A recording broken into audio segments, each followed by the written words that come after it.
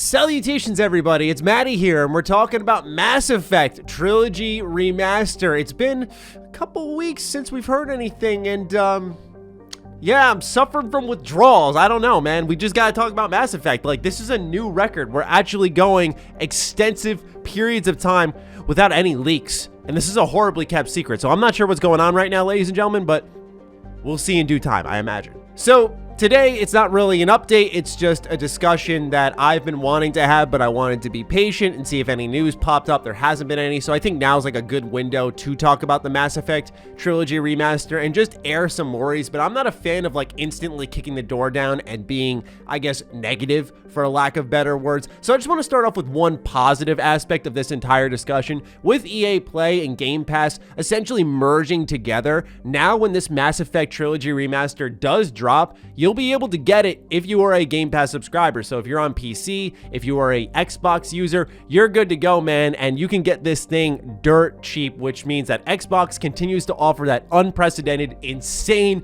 disgusting amount of value that I don't get how exactly they are profiting off of it, if they are even profiting off of it, but I don't care. It's incredible. So just know that no matter what, Xbox Game Pass will provide that Mass Effect Remaster now that EA Play is involved with it. Plus, early access, I imagine. So that's the good news. Just wanted to put that up front here in the beginning of the video. Now I just want to air some concerns, right? Because I'm very hyped for the Mass Effect Trilogy Remaster that definitely is coming, whether it's October, like it's been reported, or if it's even in 2021. It's happening one way or another. It's just a matter of when. But now that the news has really slowed down, I've had time to come back down to earth, like many of you, and think about things, what's the word people like to use in the comments? Objectively. I like to think objectively now. And so, first things first is Madden, right? I took a look at how EA treated their #1 money-making machine, Madden, NFL 21, and we've seen the user scores, right? 0.2. Look, if your game is getting a 0.2, like, there's review bombing, and then there's like, you had to have done something wrong. Now, I abandoned pretty much all sports games since, I want to say, 2017. My last one I picked up was NHL. EA handles that series terribly as well. Don't even get me started as a hockey fan. I hate what they do with that franchise. But anyway, people are getting tired of what's happening with Madden, and despite that being one of EA's bigger money makers that's constantly bringing in recurring revenue year in, year out, they don't really move it forward. And I was thinking to myself real quickly, okay, if they're not sparing resources for what is a guaranteed moneymaker, what are they going to spare resources for? How much money are they going to just keep close to their chest and say, yep, we're not giving you anything, right? How much will they give for a Mass Effect remaster? BioWare does need to nail this, in my opinion. I know for a lot of people, and myself included to some extent, it is just a remaster. But we've seen Anthem, we've seen Andromeda, two really bad launches from BioWare. They can't have another bad launch that, you know, we've seen what's happened with, say, Halo Master Chief Collection. That is a game that had a really poor launch, and it was a remaster. So it is possible. Once again, just seeing those reviews from Madden, it initially triggered some worry. And then it was a snowball effect. I saw one thing after another, my brain got going, and here we are, sitting in front of the camera, just venting those worries out to the public.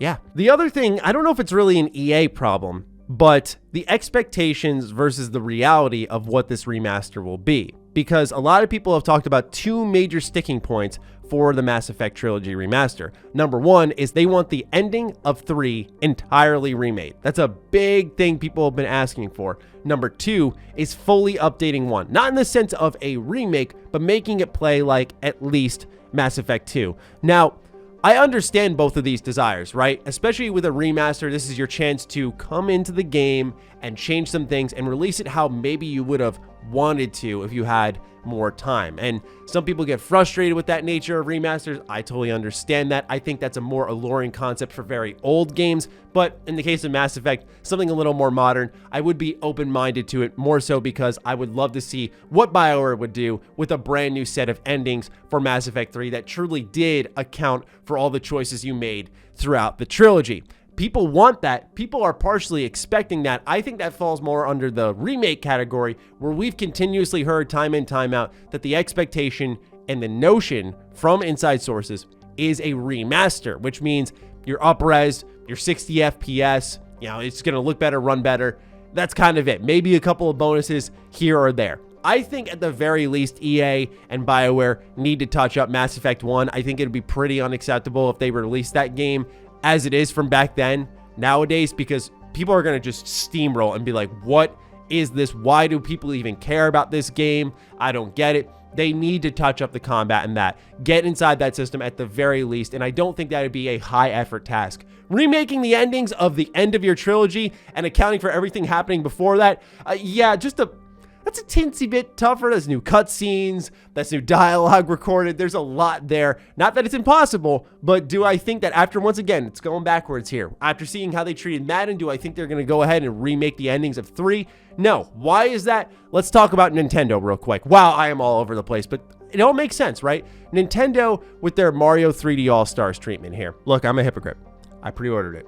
I will say that up front. Nintendo's got me. They got me because they know. They know that you're going to buy it for $60 and thank them for it at that, because $60 is technically cheap when you see it's already selling out. You're already seeing scalpers grab it and resell it for an insanely high price. Nintendo knows the demand, and they know you'll happily pay $60 because they know when it's limited, it's going to go out of stock and the internet's going to go ahead and do their thing. Now, I don't think Mass Effect's going to be limited, but EA BioWare know that this is a very popular franchise, that the fact that they're announcing it and possibly releasing it within the same month, right, in October, tells you all you need to know about how they view the power of this brand. Mass Effect can sell itself. 100,000% can sell itself. It is an established trilogy for a reason. It's popular for a reason. People are excited about this rumor for a reason. They know you'll pay $60. And if they know that, why are they going to do more, right? And I'm not trying to be a pessimist, I'm not trying to ruin anyone's good time here, but when you look at Madden, you look at Nintendo, how they handled their biggest IP next to Pokemon, and you look at Mass Effect and how EA is planning to not only announce but release it in the same month. Yeah, I'm just saying, man, I would not be caught off guard if this was just the package deal and that's it. And so that has me a little worried because there is an opportunity to make some things better, right? I think Mass Effect is excellent, but gameplay-wise, the first one could do with a little touching up. There's also one other concern that has to do with another major franchise EA has a hold of. That's UFC. I'm sure you guys have seen the information that's circulated about UFC 4 and how it's interjected ads into its own game just a mere couple of weeks after launch, featuring little promos for the boys too. And we saw other YouTubers and streamers, and that type of stuff's fine. Like, I don't care about that. I do sponsorships. Like, I get that. But if you were a big brand company and you're taking one of your big brand games and inserting paid ads into it, how much is enough is my question, right? That's like, to me, I don't like to fling around the term greed because I feel like it's been watered down because everything's greedy nowadays. Like, any sense of money making is greedy nowadays, right? Like, people just don't like money being made, but this is greedy. This is inherently greedy because you are already making a ton of money from so many other sources on top of UFC, on top of the monetization that was already in that game, right? Which people seem to be cool with. And then you put ads in there. Now, they have been removed. They are gone. But this is, once again, something that I look at and go, if you're going to treat a flagship franchise like this, how are you going to treat Mass Effect? Now, I know BioWare has a little bit more power. They have a little bit more say. They've been around EA for a very, very, very long time, and I understand that. Also, a lot of people always like to scapegoat EA for what happened with Anthem. EA gave them like 7 or 8 years to work on that game. So at times, EA is the problem. I think lately with BioWare has been the problem, but EA has shown more EA problems this year. So it's like a blending of the two that just overall has me a little bit more concerned. And so a lot of people call it fear-mongering. A lot of people will call it just an unnecessary video. I know how these go, but I feel like they are legitimate. I feel like they are concerns that need to be put out there so that people who are very hyped can at least go in with some type of a level head, because I'm hyped, but I'm also going to go in with reasonable expectations here, because the way I look at it is, give me the remaster, give me the 60 FPS, update some of Mass Effect 1's combat. I'm happy. I'm totally happy paying for any price. But if it's less than that, not going to be shocked. If it's more than that, I'm going to be stoked and freaking out, right? Like, that's the benefit when you're in with those level expectations. So you guys don't have to do what I'm doing. It's just my 2 cents on the topic. And I just wanted to share some of my thoughts here in today's Mass Effect video because, like I said, we've been going through some withdrawals. So with that, ladies and gentlemen, I'll leave it in your hands. Let me know what you're thinking in the comments down below. Other than that, follow me on Twitter, follow me on Instagram. Those links are in the description down below. Big thank you to all the patrons as well as the members for supporting the heck out of the channel. Appreciate each and every single one of you. And I'll talk with you guys soon. Stay sexy, stay active. I love you all. Peace.